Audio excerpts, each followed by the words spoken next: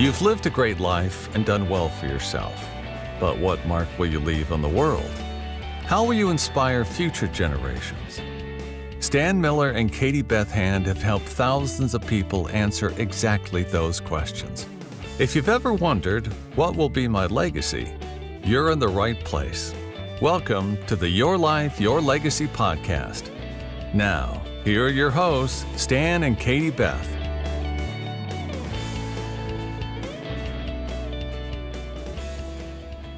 Welcome back to the Your Life, Your Legacy podcast. I'm your host, Stan Miller, and today my guest is Wesley Hall. Wes is the owner of Quilts by Big Wes. And so I'm really actually pretty happy to have Wes here to have this conversation because Wes, I didn't tell you this before, but I come from a family where quilt making is actually a pretty big deal. Wow. So I've never made one, but I've watched my mom make them, my sister make them. It's a pretty big deal. So this is an opportunity to get you to kind of tell us about not just quilts. I know you do other things too, but what I'd like to do is just start out and have you kind of tell me your story. Yeah. And then segue into how you got into what is it that inspired you to get into this business of making memory quilts and other memory kinds of things. Yeah. Thanks. So first of all, thank you for having me. I'm really honored to be here and spend a little time with you. And as you said, just for everybody, my name is Wesley Hall, and Quilts by Big Wes specializes in memory quilts, and people commonly refer to them as t-shirt quilts a lot of time, but it goes beyond just t-shirts in that we make quilts out of anything just about that you could bring in. So we've had people bring in things as strange as pieces of a couch that they want to remember their legacy by, and just everything you can imagine. But the whole purpose is to have a keepsake that honors, maybe a loved one that's passed on, that honors life, momentous parts of your life, just whatever somebody wants to keep and somebody wants to preserve the memories of. That's what we make quilts about, and that is kind of our purpose, and that's our driving force. It's often an emotional thing when the quilt is done, to hand it back to someone, especially if they're remembering the loved one, and they wrap themselves, and sometimes there's even like smells and those types of things attached to the quilt, and so it's always a really emotional thing to have for people. So, Wes, I'm guessing that when you were in high school, you weren't thinking about this as the career That's track. right. I was not. So, how'd you get from there to here? Yeah, so the way I got here was through a book. It's called Hidden in Plain View.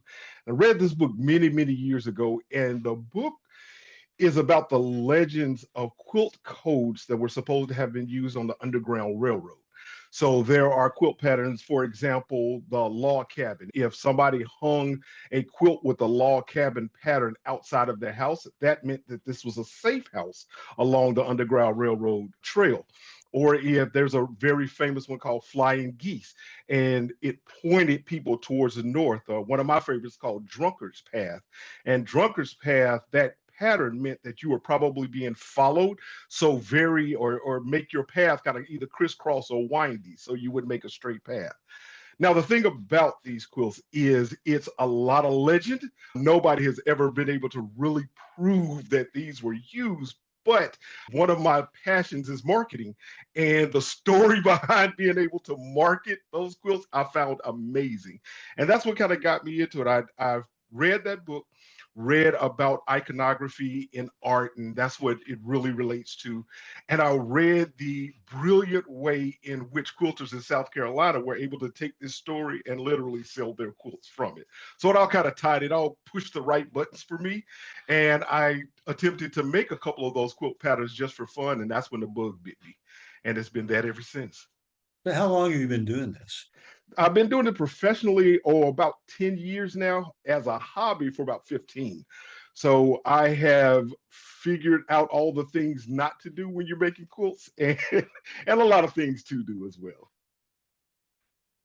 I'm just thinking now, I'm an estate planning lawyer, and one of the things Yes.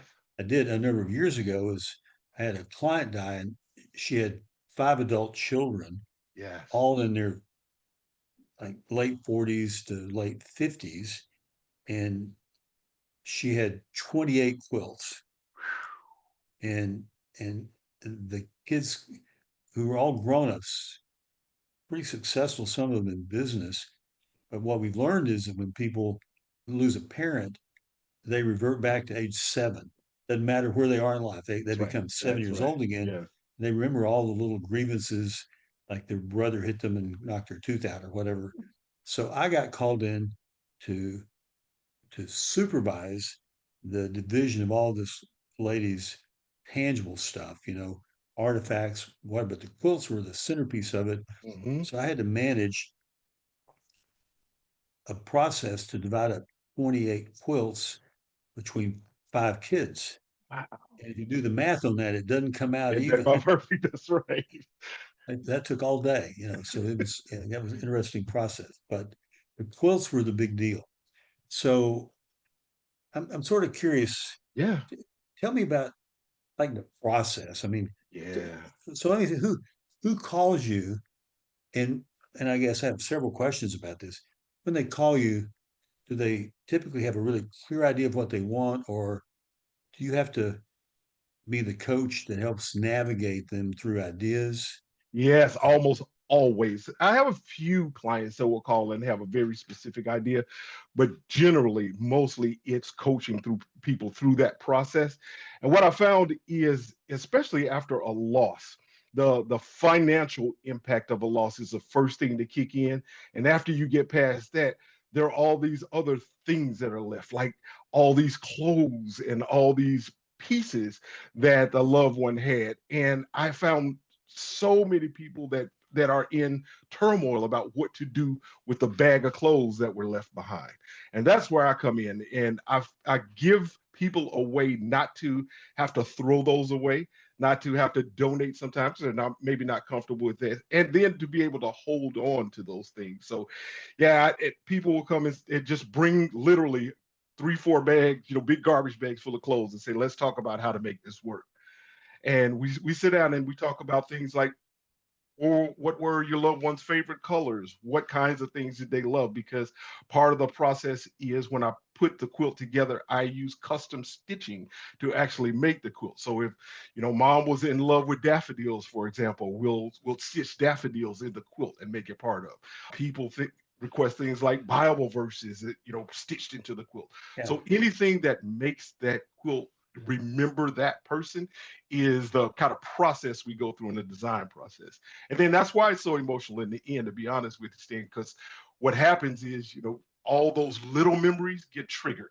And even when we're going through the process and they're dumping the clothes out on the table, almost all the time, people are, oh, I remember, just like you said, mom wore this when, we went on that cruise, or this was her 50th birthday dress, that type of thing. And that's when I have to give people space to just kind of get that out and talk that out. And I am not a grief counselor, and I don't claim to have those type of credentials, but I am one heck of a good listener.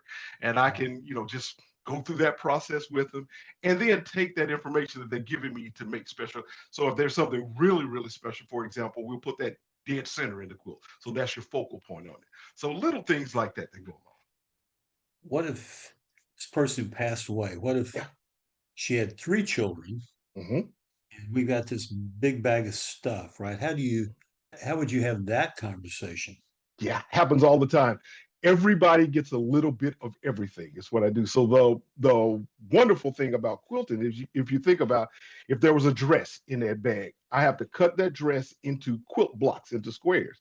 Well, that gives me the opportunity to cut a piece of that dress for all 3 of the kids and spread that out. I've had sessions where we've had 4 sisters come together with 4 or 5 bags, and then we sit down and literally separate who wants what. And then there were some common things that we put between them. So it's a it's individual to everybody, but the general kind of guiding principle that I start off with is everybody can get a little bit of everything, and then maybe there were some things that are special to one sister over another. For example, we'll make that happen as well. Yeah, so you've been doing this a while. So I'm Yes, wondering, I'm guessing yes. that you have a couple stories that maybe stand out over that Ooh. period of time that you've been doing this? Yeah. Yes. Yes. Early on when I first started this, I had a lady that came because her husband was in a car wreck and she was left as a widow. And she brought a bag of his clothes. And I'll never, it was just such a strong moment for me. She got ready to hand me the clothes and she said, "Can I have them back? I'm not ready yet." And she couldn't give me that bag yet. And I, the only thing that my first reaction was, yes, you take your time.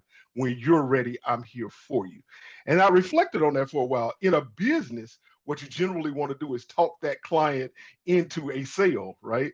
But I found my heart would not let me say, no, you got to give me that bag now.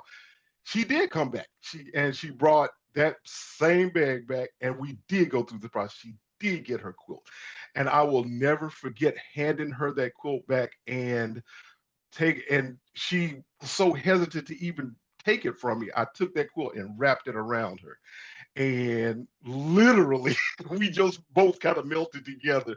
She had her meltdown, and I think I did too. And I didn't even know that fellow, but I sometimes making these quilts, especially when it's, a lot of times the quilts are for life celebration. The kid is graduating high school. So that's one thing. But when it's celebrating the life that has passed on, I I don't want to be as metaphysical as say, that person talks to me, but I definitely can feel things when I Yeah. start making that quilt. I can feel when somebody says, grandma was sassy.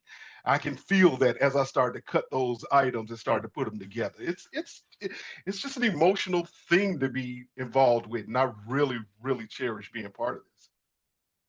So I've noticed, and I did spend some time on your website Oh, thank you. and some pretty cool stuff. We're going to put your website in the speaker's notes to this Nice. podcast, so people can go take a look at this. But you've done a lot of stuff. I mean, Yes. you have a lot of quilts posted there. But I Yeah. also know that you do things other than just quilts. Yes. So talk about some of the other things that you do. Yeah, glad to. One of the things that we do that's kind of unique is a thing we call memory bears. So let's say that you only have one shirt, or maybe you have a couple and you just don't want to do a quilt. We could actually take that item, that shirt or that pair of pants, and make it into a teddy bear. And especially if you're doing something for little kids, and again, it doesn't have to be somebody that passed on, it could be just celebrating life. But we make memory bears in addition to memory quilts. And another thing that often happens is when I make quilts, there are pieces that are left over. And what I often will do is take those pieces and make a memory pillow, make a pillow that complements the quilt. So you have this kind of set that goes together. But that way we get to use everything. I think the things that's also kind of unique about what I do is it's reusing and recycling items as well. So it keeps things out of landfills. It and it gives us opportunity to recycle and reuse some things. So I try to use just about everything that I'm given when somebody brings me a project. What's the strangest thing anybody's ever asked you to do? So on my website, you will see, I think there's more than one, you will see a couple of quilts that were made entirely of Crown Royal bags. So I've had a couple of people literally bring me a duffel bag of Crown Royal bags. Now, how we got to that point where we collected 200 Crown Royal bags was not for me to decide, but That would be a yes, lot of Crown Royal. it'd be a lot of Crown Royal, and it was really interesting because there were several bags that I had or flavors, I guess, editions of the Crown Royal that I was not even aware that existed, like caramel, and there were like special commemorative bags. So it was interesting to see the different types of bags, and I didn't realize that there was such a strong collector community for Crown Royal bags. So it's a real subculture. Well, that's news to me. I didn't know that existed either. Yeah, me either. So Wes, here in this conversation, you're talking about how people would come and bring you these items like a bag of clothes or whatever. Sure. But how does your process work if somebody, because you're in Atlanta, Yes. right? How does the process work if your client is like too far to drive? How do you Yeah. manage that? Yeah, so we work via mail as well, and that's the part that gets, if anything makes me nervous about doing this is when we have to ship items back and forth, because as you can imagine, a lot of these things are one shot. You're not going to get another shirt that belonged to dad, right? So there's a lot. It always makes me nervous, to be quite honest, for anybody listening to this. It makes me nervous doing that part because I want everything to go well in the shipping process. But we certainly have shipped and do ship. I'm working on a quilt right now for a lady that lives in Canada that worked in a lingerie shop for 20 years. And she sent me a big batch of lingerie scraps that she wants fashioned into a quilt. So I'm going to make that quilt and ship it back to Canada and keep fingers, toes, everything crossed that it gets back. So the scraps made it here fine. Now we got to hope that they make it to Canada, back to Canada fine. So this sounds like, here you describe the process. It sounds like there's certainly one part art in this. I mean, there's Yes, the artistic component, yes, but there's also just the mechanical task of cutting absolutely. stuff up and sewing it together and all that. And so it seems to me from this conversation that none of these are like off the rack standard form cookie cutter No, solutions, right? that's So exactly right. No two are alike. So everyone is custom made, consulting with the person that we're making them for. So they're always going to be unique, everyone. so how do you when somebody calls you up, Mhm. how do you when you talk about 'cause this is a business you do.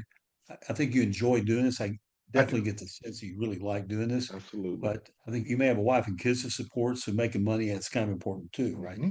Hmm. So how do you tell me about the conversation about charge? Because it sounds like people are contracting with you to create a work of art in a Hmm. sense. How do you position that with a new client?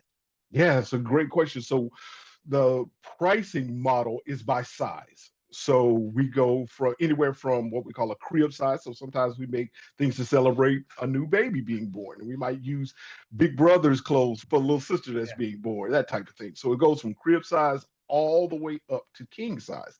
And as you can imagine, so starting at $275 for a crib size, going all the way up to $800 for a king size. And then you have little things that you throw in, like if you want embroidery on, all of those are just little charges as well. So Mhm. I try to keep the pricing model very simple, not only for clients, but for myself as well. So we don't make that the big focus. I really want to focus on what this quilt is celebrating and not have to get caught up in pricing. And quite honestly, not for a client to feel like they need to haggle about pricing. It's just straightforward pricing. Here's Yeah, what it yeah, is. Yeah. And yeah. I'll put that up front on the website, and that's what we stick to. So I'm curious if we look at like the work you do throughout the year, Yes. how much of the work do you do in the last 6 weeks of the year?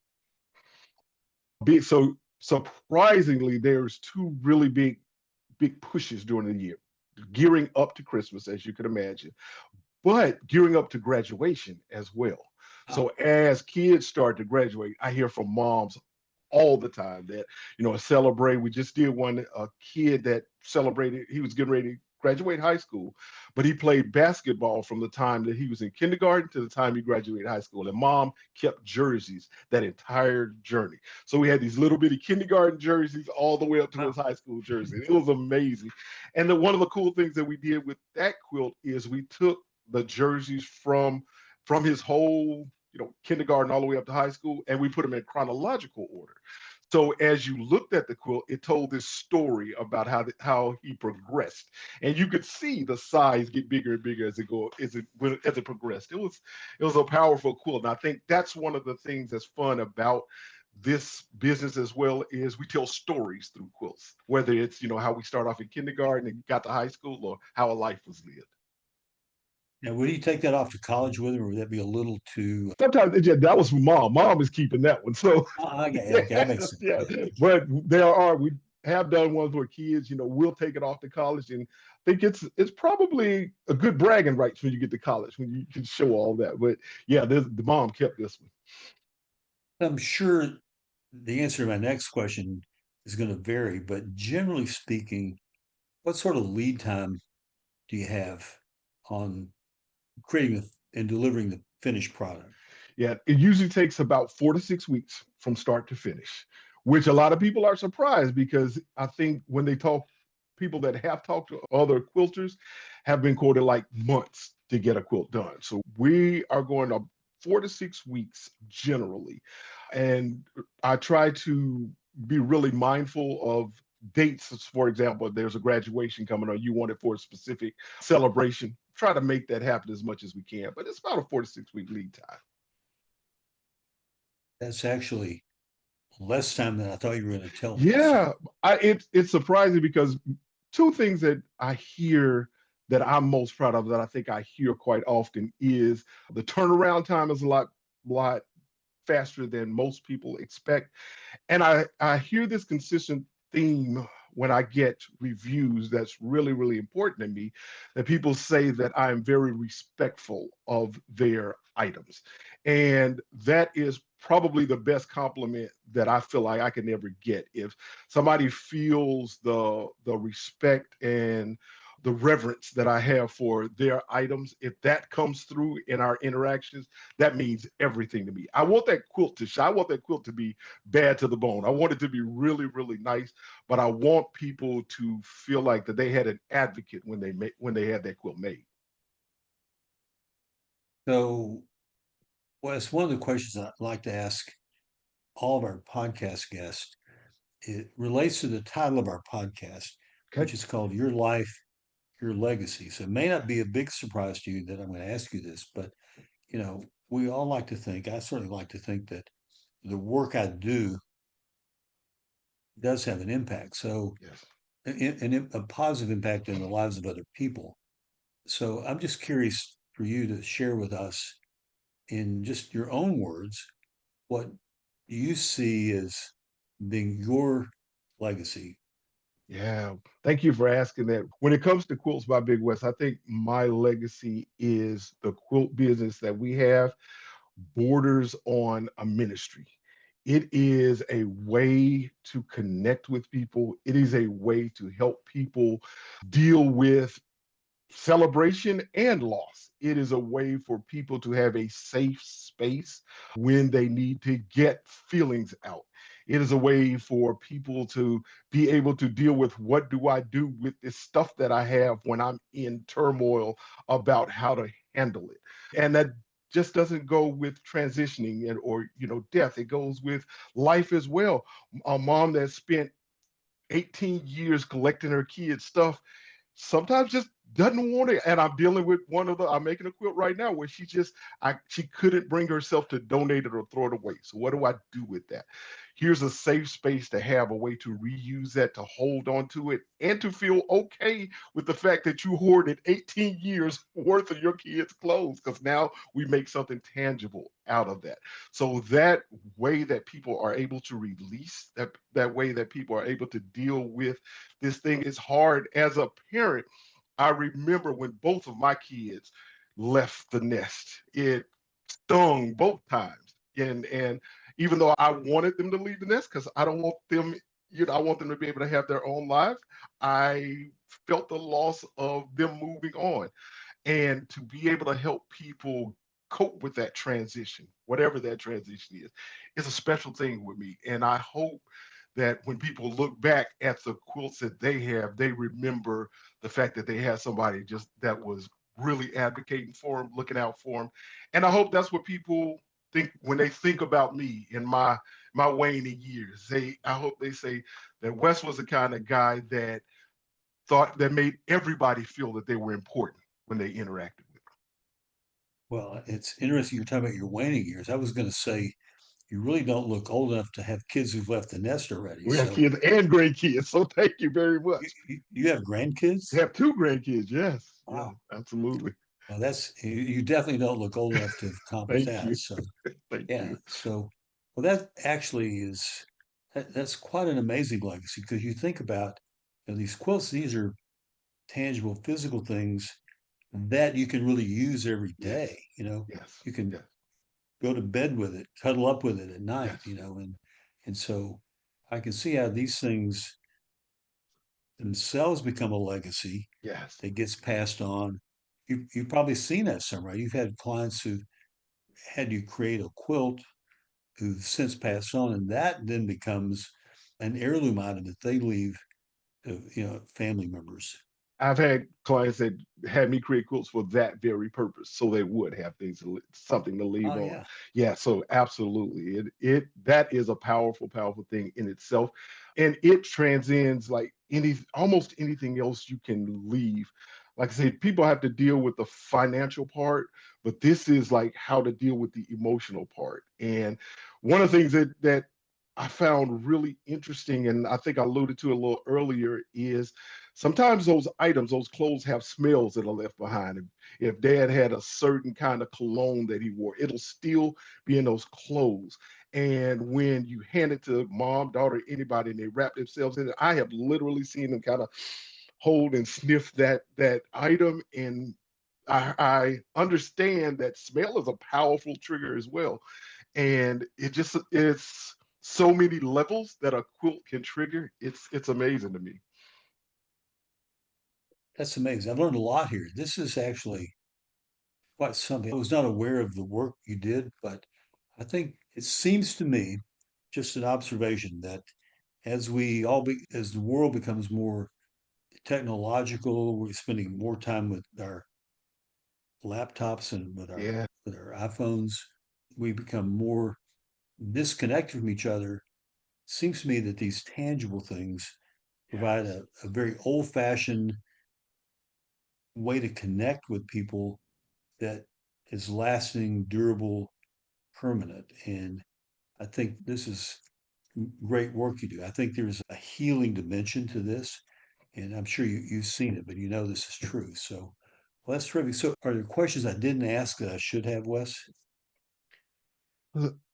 I think we covered everything that I would have wanted to say in a public forum. I think the only other question that I get quite often for people is there's a range of people, and we alluded to this, but I want to just take a moment to expound on it. There's a range of people that from people that hand me their items and say, come back and bring it to me when you finish, or there are some people that are very specific and they want to be hands-on in the actual design process. So the one thing that we didn't touch on, I think that I would just like to conclude with is when I interact with people, and this is where technology comes back in because I can cut blocks and then I use a program, an online program where we can literally lay those blocks in order together so people can actually work with me and design how they want their quilt laid out. So as hands-on or as hands-off as a client wants to be is another thing, is another differentiator I think that I bring to the table is if you want to sit down and literally design your quilt after the blocks are cut, we can do that together. There are some people that love that because there's some people that need a bit of control over what happens. And then there's some people again that says just come back when you're done. So, you're not charging extra for that excitement? No, that's part of the process. That's absolutely part of the process. I'm guessing there may be times when you regret that too. Yes, I have learned to manage that really well, and I've learned to be tactful in the times that, yeah, we've reached just about all that we can do.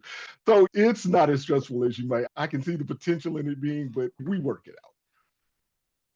Well, Wes, this has been terrific. This has been an insight into something I never thought about. And I love it that you do this. I love it that you love doing it, Yes. especially like that. So I will say I really appreciate the time today. And so let me say to our audience, this has been Your Life, Your Legacy. I'm your host, Stan Miller. If you'd like to connect with Wes, he has a website that's really easy to remember. It's bigwes.com, bigwes.com. If you go there, just take a look. There are a lot of examples of Wes's work. It's kind of an inspiration to see all the different opportunities, ways that you can use quilts to commemorate events, graduation, weddings, birth of a child, someone's passing. I mean, it's really quite an inspiration to see all the ways that can be expressed. And so we're also going to post all of your contact info in the show notes, so people who want to track you down will not have a difficult time doing that. So, Wes, let me just tell you, I really appreciate the time today. It has been a pleasure making this connection with you. The pleasure's been all mine. Thank you so much for having me. Thanks for listening to the Your Life, Your Legacy podcast with Stan Miller and Katie Beth Hand. If you enjoyed the show, please rate, review, and subscribe on Apple Podcasts, Spotify, or wherever you get your podcasts. To find out more about Stan and Katie Beth, go to pinnaclelegacylaw.com. You can also find links in the show notes.